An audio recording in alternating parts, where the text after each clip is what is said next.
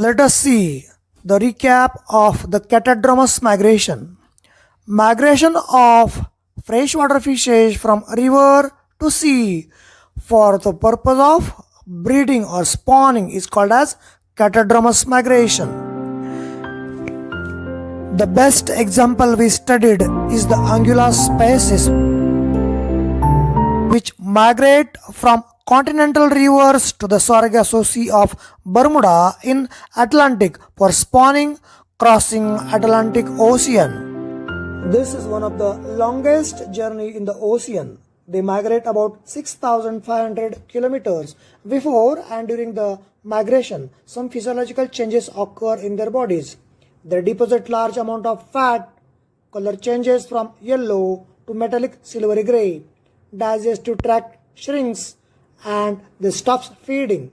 Eyes get enlarged and vision sharpens. Some sensory organs also become sensitive. Skin acts as a respiratory organ and gonads get mature and enlarged. Female lay eggs in suitable spawning ground and are fertilized by males. After spawning, they die. Larva hatches out within 2 or 3 days and develop into leptocephalous larva. Larvae have instinct behavior.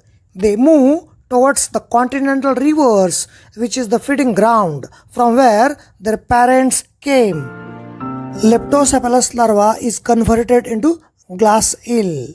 Its body is transparent and it grows up to 50 to 100 mm in its length. Glass eels are converted into elvers. Elvers are the juvenile stages and it reaches to the estuarine zone or up to the freshwater rivers. In the next stage, it develops into yellow eel which grows up to 80 cm. Finally, it reaches to the sexual maturity, now called as silver eel as body color becomes silvery gray. For sexual maturity, it may take 10 to 30 years. It depends on the physico-chemical parameters of the surrounding.